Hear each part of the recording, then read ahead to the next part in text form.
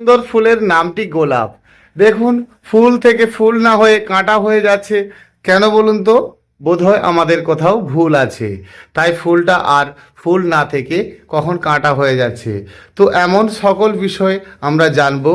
আস্তে আস্তে গোলাপ ফুলগুলো এভাবে ক্ষত হয়ে নষ্ট হয়ে যাচ্ছে। দেখুন, ফুলটা আর যেন দেখতে ভালো লাগছে না। তো দেখতে ভালো লাগবে কি করে, কিভাবে আমাদের গোলাপ গাছ সুন্দর হবে, এমন অনেকটা বিষয় আমরা কিন্তু খুব কম সময়ের মধ্যেই জেনে নেব। আর জানতে পারলে কিন্তু আমরা প্রতিটি বন্ধু সুন্দর করে গাছ গড়ে তুলতে পারবো। কি সুন্দর আর শৌখিন একটা তরতাজা ডাল বেরোচ্ছে। আমরা অনেকে ভাবি 5 পাতা 7 পাতা এটা গোলাপ নয়, 3 পাতা গোলাপ, এমন সব ভেবে নেওয়াটা আমাদের কি ঠিক, সেটা আমাদেরকে জানতে হবে। আর জেনে নিলেই কিন্তু সুন্দর গোলাপ ফুল আপনার অবশ্যই হবে। দেখুন, গোলাপ ফুল যতটাই দেখতে সুন্দর, তার সম্বন্ধে জানাটা যেন আরও সুন্দর হয়ে ওঠে। তাই আমরা প্রতিটি গোলাপ গাছের সম্বন্ধে একটু করে জানি চলুন, আর সময় নষ্ট নয়। এই যে গাছটি আপনারা দেখতে পাচ্ছেন, খুব ভালো করে লক্ষ্য করুন। এখানে গোলাপ কোথা থেকে আর গোলাপের এলাটাই বা কোথা থেকে, তাহলে আমরা পরিষ্কার হয়ে যেতে পারবো গোলাপ কোথা থেকে আর গোলাপের এলাটাই বা কোথা থেকে। দেখুন, খুব সুন্দর শৌখিন একটা তরতাজা ডাল বেরোচ্ছে, আর ঠিক তার নিচ থেকে আরও একটি তরতাজা ডাল বেরোচ্ছে। তাহলে এদের দুজনের মধ্যে কোনটাকে আপনি রাখবেন, এটা আপনার কাছে বড় একটা ব্যাপার। আপনি ঠিক বুঝে উঠতে পারছেন না তো?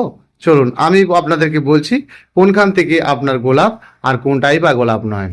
দেখুন, প্রথমত একটি ছোট্ট ছোট্ট একটি এলা জাতীয় ডালকে রুট তৈরি করা হয়। তার মাথাটা কাটা থাকে, গোড়াটাও কাটা থাকে, মানে ডালটার দুই দিকটি কিন্তু কাটা থাকে। তারপরে সেই গাছটা থেকে একটি সুন্দর চারা তৈরি হয়। সেই চারাটি তৈরি হওয়ার পরে নিশ্চয়ই বুঝতে পারছেন, এইখান থেকে নিচ পর্যন্ত ওই কাণ্ডটি, তারপরে একটি শাখা রাখা হয়েছিল। এই শাখাটি, তো সেই শাখাটির ওপর একটি কাটিং করে ব্লেড দিয়ে না, সরি, ওর জন্য ছুরি রয়েছে। তো ছুরি দিয়ে এটিকে কলম করা রয়েছে। তো কলম করার পরে এখান থেকে কিন্তু গোলাপ গাছটা জন্ম দেওয়া হয়েছে। তাহলে বুঝতে পারছেন, যে জায়গাটা থেকে গোলাপ গাছটি বাঁধা হয়েছে ওখানটা একটি গুটি আবরিত হচ্ছে। নিশ্চয়ই বুঝতে পারছেন যে গাছের গোড়াটা বেশ মোটা, একেবারে বল শেপের হয়ে যাচ্ছে। তাহলে ওর উপরটাই গোলাপ। হ্যাঁ, এবার এইটা দেখুন, তাহলে ওই বল শেপটা আপনি খেয়াল করুন। বুঝতে পারছেন, এখানে বল আকারটা রয়েছে।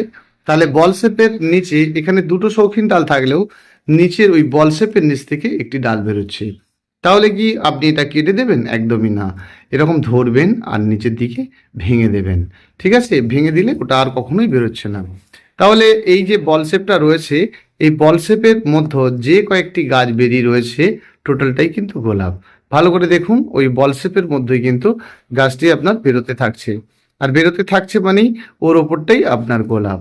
তাহলে আপনারা নিশ্চয়ই বুঝেছেন যে গোলাপ গাছের গোলাপ কোথা থেকে, যেখানে ওই বল শেপ গুটিটা আবরিত হয়েছে, ওই গুটিটার ওপরটাই গোলাপ।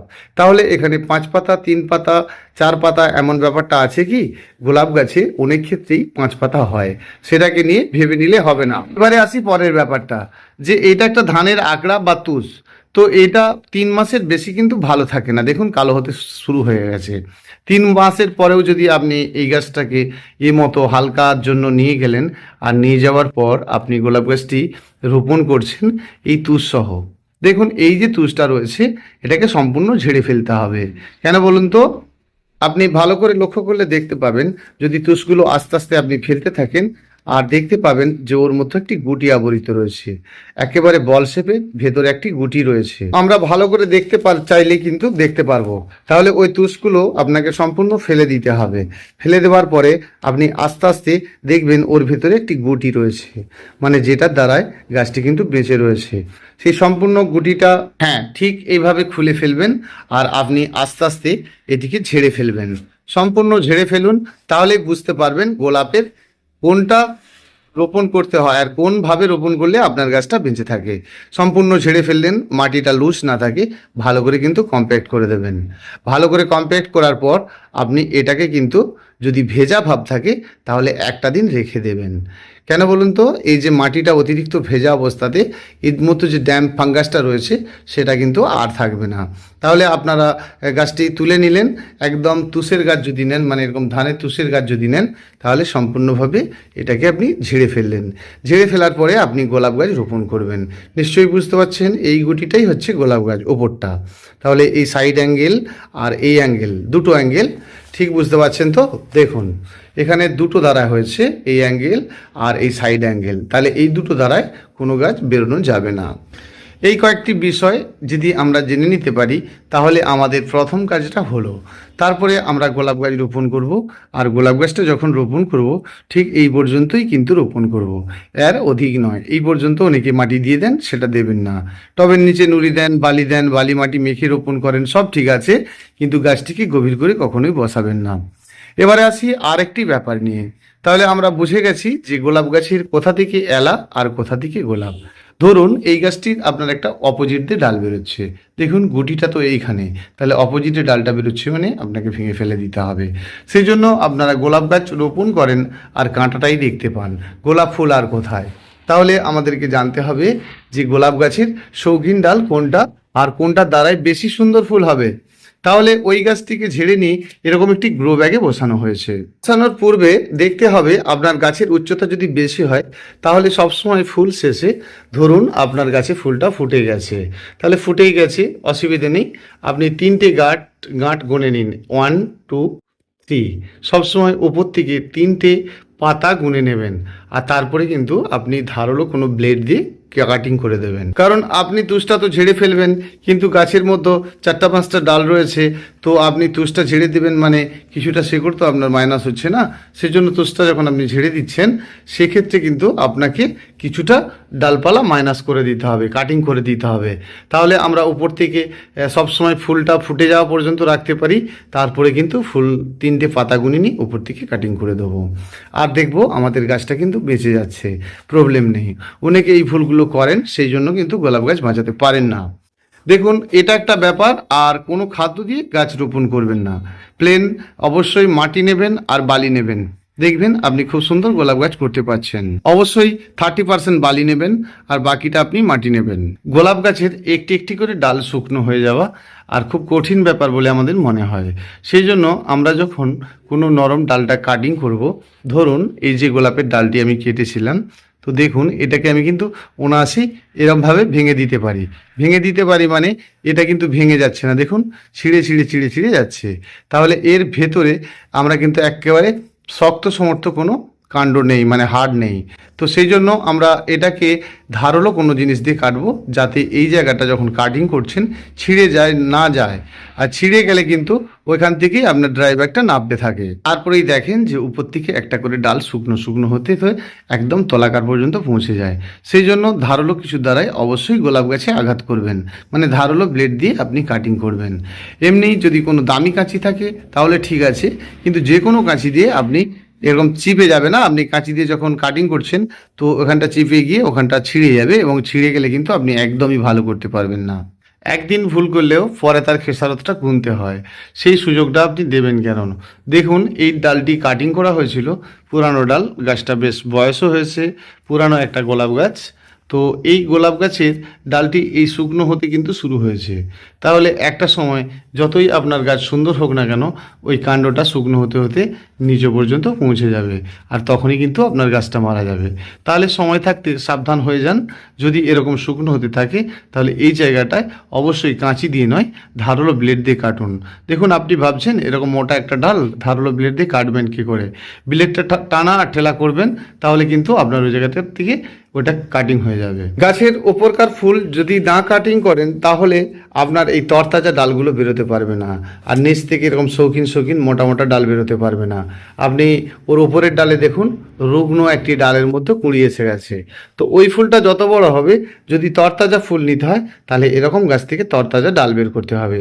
আর সারাটা বছর আপনারা যখনই ফুল শেষ হবে কিন্তু অবশ্যই ধারালো ব্লেড দিয়ে কাটবেন। ফাইনাল কাটিংটা বছরে আপনি একবারই করবেন, সেটা অবশ্যই আপনারা জানেন বা করেন, সেটা শীতের শুরুতেই করতে পারেন, বা শীতের পরেও করতে পারেন, মানে ঠিক হালকা বসন্তের ছোঁয়া থাকবে এমন সময় করতে পারেন। অতিরিক্ত গরমে কিন্তু এই কাটিংটা, ফাইনাল কাটিংটা করা যাবে না। সেই জন্য যখন আপনাদের গোলাপ গাছ রোপণ করার পরে গাছের নিচ থেকে কোনো ডাল বেরোবে, তো সবসময় লক্ষ্য করবেন ওই কলমটার নিচ থেকে যদি বেরোয় সেটাই এলা, তারপরে এরকম মোটা ডালগুলো বেরোয় আপনারা কিন্তু ভেঙে দেন, সেটা কিন্তু গোলাপ গাছ। শুধু লক্ষ্য করা যে কোথায় গুটিটা রয়েছে। গোলাপ গাছের মাটি শুধু মাটিই হতে হবে। দেখুন মাটির সঙ্গে বালি মাখলেন, সেটা কিন্তু মাটি। দেখতে পাচ্ছেন মাটিটার মধ্যে অনেক কিছু দেওয়া নেই, আর তাই গাছগুলো কিন্তু সুন্দর আছে। আপনি যদি অনেক কিছু দিয়ে দেন, সেটা একটা সময় এটা খারাপ হতে থাকবে আর এগুলো নষ্ট হতে থাকবে। ভালো করে বুঝতে পারবেন যে কিছু কিছু অংশ কালো হয়ে গেছে। তো এমনই আপনি কোকোপিট দিয়েছেন, ভার্মি কম্পোস্ট দিয়েছেন, সবই ঠিক আছে, কিন্তু 1 বছর ছাড়া আপনাদেরকে কিন্তু সেগুলো আবার পুনরায় কিন্তু ফেলে দিয়ে নতুনভাবে রোপণ করতে হবে। সেই কাজগুলো যদি না করতে পারেন, তাহলে কিন্তু অবশ্যই আপনারা ভার্মি কম্পোস্ট বা কোকোপিট মাটির সঙ্গে মাখবেন না। আপনি যদি পারেন যে 1 বছর ছাড়া আপনি চেঞ্জ করে আবার নতুন মাটি করতে পারবেন, তাহলে করবেন। তাহলে আমরা অবশ্যই যদি এই কাজগুলো না করি, তাহলে কিন্তু বালি আর মাটি মেখে গাছটি করব। সেক্ষেত্রে আমাদের 1 বছরের জায়গায় যদি 2 বছর পর্যন্ত হয়ে যায়, যদি আপনার মাটি আর বালি মেখে গাছটি রোপণ করা হয়, তাহলে কিন্তু এই সমস্যাটাই আসবে না। এবারে আসি আরেকটা ব্যাপার নিয়ে। গাছের দেখছেন ভালো তরতাজা ফ্রেশ ফ্রেশ ডাল থাকছে, আর গাছের আপনার একদম টুকটুক করে পাতাগুলো উপরকার পাতা থেকে নিচ পাতা পর্যন্ত সকল পাতা যেন খসে খসে পড়ে যাচ্ছে। তার মানে সাথ সাথ আপনাকে বুঝে নিতে হবে আপনার যে মাটিটি রয়েছে সেটি কিন্তু একেবারে ড্যাম্প হয়ে গেছে। তাহলে প্রথম কাজ এই মাটিটিকে ড্রাই করা, সেটা আপনি করেছেন। আরও কয়েকটি কাজ কিন্তু আপনি করেননি। আপনার ওই মাটিটি ড্যাম্প হয়ে যাবার পরে এতে কিন্তু একেবারে পোকায় ভর্তি, মানে শোষক পোকায় ভর্তি। একেবারে দেখবেন সাদা মাছি, যেটা আপনার জবা গাছেও লাগে সেটা কিন্তু গোলাপ গাছেও লাগে। তাহলে পেগাসাস নামে ওষুধটি কিন্তু আপনি 1-2 বার অবশ্যই দেবেন, লিটারে 2 গ্রাম করে। তাহলে কিন্তু সাথে সাথে আপনার ওই যে মাছিটা রয়েছে সাদা মাছি, সেটা কিন্তু থাকবে না। এবং সাথে ওটা একদিন দিলে আপনি ব্যাবিস্টন সাপ বা জ্যাকিস্টন যে কোনো একটা কিন্তু স্প্রে করবেন সপ্তাহে অন্তত একটা দিন। তাহলে এই রোগটা থেকে আপনার গাছটি মুক্তি পাবে, আপনার গাছ ফ্রেশ থাকবে। গ্রীষ্মকালে বারে বারে গাছকে স্নান করাবেন।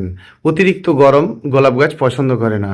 সেই জন্য আপনারা গোলাপ গাছকে যদি গ্রীষ্মকালে বারে বারে স্নান করাতে পারেন, গাছ কিন্তু সবসময় ফ্রেশ থাকবে। তাহলে আমরা এই কয়েকটি রোগ আমরা বুঝে নিতে পারি। আরও একটা যেটা প্রধান রোগ হচ্ছে গাছে বালি পোকা লাগা, মানে রেড মাইট, লাল মাকড়সা। তো লাল মাকড়সা যখন আপনি বুঝতে পারবেন, দেখবেন এই পাতার মধ্যে একটা সাদা সাদা ভাব এসে গেছে।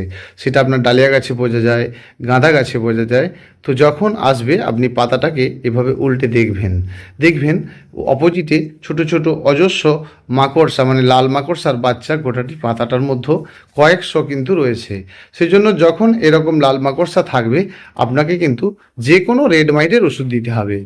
যেমন আপনি সোনাটা ওষুধ দিতে পারেন, কাকা ওষুধ দিতে পারেন, সিম্বা ওষুধ দিতে পারেন, কঞ্জাব ওষুধ দিতে পারেন। এরকম বহু ধরনের কিন্তু আপনার ওষুধ পাওয়া যায়। কম বাজেটের কম দামের মধ্যে কিন্তু ফলিডল পাউডার। তাহলে আপনারা কিন্তু যে কোনো একটা ওষুধ দেবেন, সেটা আপনি যেমন আপনার ওখানে পাবেন, কিন্তু ওই ওষুধটি আপনি মাঝে মধ্যেই দিয়ে রাখবেন। দোকানে গিয়ে রেড মাইট বললে যদি না বুঝতে পারে, তাহলে ওষুধের নামগুলো আপনি বলবেন। আশা করি আপনাদের ওখানকার দোকানদাররা বুঝতে পারবে। রেড মাইটের ওষুধ বললে অনায়াসেই বুঝতে পারবে। তো ওই ওষুধটি কিন্তু যদি আপনি দিয়ে রাখেন, আর ওষুধের সঙ্গে যে কোনো একটু আঠা দেন আর কি, মানে স্টিকার দেন, তাহলে কিন্তু ওই যে পাতার ওপরে আপনি ওষুধটা দিচ্ছেন সেটা অপোজিটেও পৌঁছে যাবে। আর গাছকে যদি আপনি ওষুধ যখন স্প্রে করবেন, আপনার টবে থাকবে, গাছটিকে এভাবে শুইয়ে দেবেন, দেওয়ার পরে অপোজিটে ওষুধটা দিয়ে দেবেন, আর আপনার গাছে একেবারে কিন্তু রোগমুক্ত গাছ হয়ে যাবে। গোলাপ গাছের বেঁচে থাকার জন্য কাটিংটাই যথেষ্ট। কাটিং আপনাকে করতে হবে, আর কাটিং করলে কিন্তু ভালো কিছু আপনি অবশ্যই করতে পারবেন। গোলাপ গাছকে সঠিক রাখতে গেলে, স্ট্রং রাখতে গেলে, হেলদি রাখতে গেলে আপনাকে কিন্তু কাটিংটা করতেই হবে। দেখুন, গোলাপ গাছকে খাদ্য হিসাবে যদি আপনি পচা খাদ্য দেন, তাহলে গোলাপ গাছে বেশি বেশি কাজ পাবেন। কারণ গোলাপ গাছ ফার্স্ট বাড়তে পারে, এবং যেমন জবা গাছে আপনার ফার্স্ট বৃদ্ধি হয় না, গোলাপ গাছে কিন্তু তা না। সেই জন্য আপনি তরল খাদ্য অবশ্যই দেবেন। অবশ্যই আপনারা তরল খাদ্য দেবেন। তরল খাদ্য হিসাবে কিন্তু বাদাম খোলটা আপনারা অবশ্যই দেবেন। বাদাম খোলে ভীষণ ভালো কাজ করে। আর আপনার গাছের রঙটা ভালো রাখবে এবং গাছের বৃদ্ধি করবে। এটা একটা কাজ করুন, যে কারণে আপনার গাছের এত পোকার জন্ম, সেই কারণটাকে আপনাকে নষ্ট করতে হবে। দেখুন, মাঝে মধ্যে আপনাকে কিন্তু 100 গ্রাম চুনের জল গাছের গোড়াতে দিতে হবে। 100 গ্রাম চুন 10 লিটার জলে গুলবেন, পরিমাণটা এটা। সেই বুঝে আপনাদের জল যতটা সেই মতো নেবেন, আর সেই জলটাই কিন্তু গোড়াতে দেবেন। অবশ্যই পাতাতে না জানার পরে অবশ্যই গোড়াতে দেবেন। আর যেটা করবেন, প্রতি সপ্তাহে অন্তত গোলাপ গাছের গোড়াটাকে একবার করে এলোমেলো করা, মাটি শুকনো হলে জল দেওয়া। কয়েকটি কাজের উপরে জোর দিন, দেখবেন গোলাপ গাছের ড্রেনেজ ব্যবস্থাটা দারুণ হতে হবে। সেই জন্য টবের নিচে নুড়ি দিতে ভুলবেন না। একটা একটা করে নয়, অনেকটা করে আপনারা নুড়ি দেবেন। আর যত নুড়ি দিতে পারবেন তত কিন্তু আপনার জল নিকাশি ভালো থাকবে, আর ভালো থাকবে আপনার গাছ। বানানো খাদ্য বানিয়ে নিন। বানানো খাদ্য আপনি বানিয়ে খাদ্য দিতে পারেন। বানানো খাদ্য 6 রকম জৈব সার, সাথে 2 রকম নাইট্রোজেন সার বলেছি। যেমন আপনারা করেছেন আপনার বাড়ির খাদ্য, সেটা ভার্মি কম্পোস্ট, কোকোপিট ইত্যাদি ইত্যাদি, এই সকল তো নিচ্ছেন। আপনার কিচেন কম্পোস্ট যদি বানানো থাকে সেটাও আপনি নিচ্ছেন। তার সঙ্গে কিন্তু নিচ্ছেন অবশ্যই 6 রকম জৈব সার। জৈব সারের মধ্যে আপনি যদি সব না পান, কমই নিন। যদি ধরুন আপনি ওখানকার লেদার মিল, বনডাস্ট এই ধরনের কিছু পান বা খোল পান, সবসময় জৈবের পেছনটা আপনাকে জোর দিতে হবে। নাইট্রোজেন হিসাবে আপনাকে মোটামুটি একটা কিছু দিতে হবে যাতে গাছের রঙটা ভালো থাকে। সেই জন্য অবশ্যই পুরোপুরি নাইট্রোজেন না থাকলেও আপনি কিন্তু সরিষার খোল এবং 10-26টি রাখবেন, তাহলে দেখবেন গাছের হেলথটা সবসময় ভালো থাকবে। গাছকে স্নান করাতে ভুল করবেন না, গাছ স্নান করলে গোলাপ গাছ ভীষণ ভালো থাকে। সেই জন্য এই খাদ্যগুলো যখন আপনারা দেবেন, সেটা কিন্তু কখনোই গোড়াতে শুকনো নয়।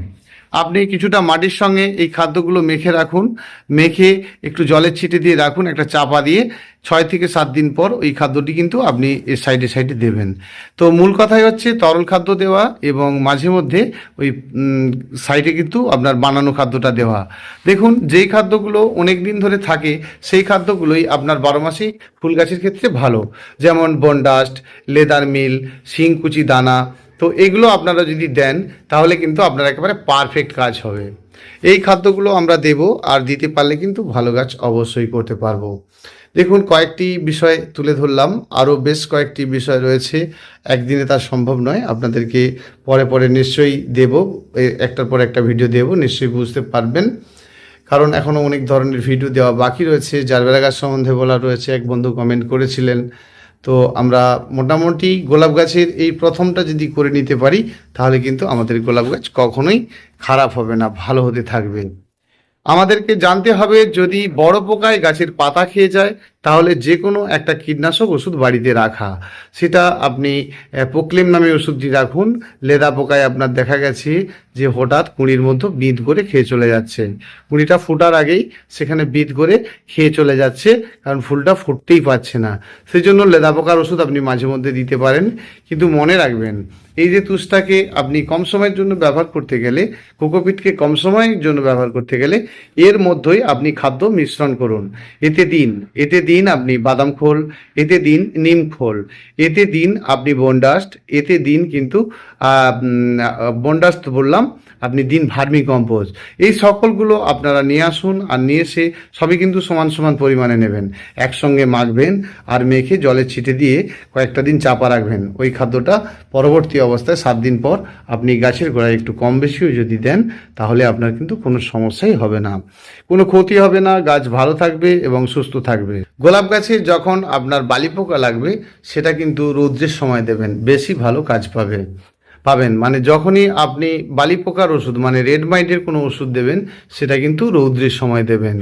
যেমন ধরুন আপনি কাকা ওষুধ দিচ্ছেন, বা আপনি কঞ্জাব ওষুধ দিচ্ছেন, বা আপনার সিম্বা ওষুধ দিচ্ছেন, এই ধরনের ওষুধগুলো কিন্তু বালি পোকা মানে নিশ্চয়ই বুঝেছেন যে পাতার অপোজিটে যেটা বললাম, সেই জন্য এগুলো কিন্তু রৌদ্র থাকতে থাকতে দেবেন, আর পারফেক্ট কাজ হবে। অবশ্যই যে কোনো লিকুইড ওষুধ দিতে গেলে সেটা লিটারে 1 ml। তো অনেকটাই আপনাদের সঙ্গে আজকে আলোচনা হলো।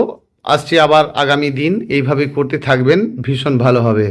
দেখুন, এই যে শুকনো হয়ে নামতে শুরু হয়েছে, তার মানে আপনাকে এই ছোট্ট ডালটির আশা করলে হবে না, একদম এই জায়গা থেকে ব্লেড দিয়ে উড়িয়ে দিতে হবে। একদম ফ্রেশ থাকবে, আপনারাও সুস্থ থাকবেন। আজ এই পর্যন্ত বন্ধুরা, ফোন নাম্বারটা জেনে নিন, যদি কোনো সমস্যা বোধ করেন অবশ্যই ফোন করবেন।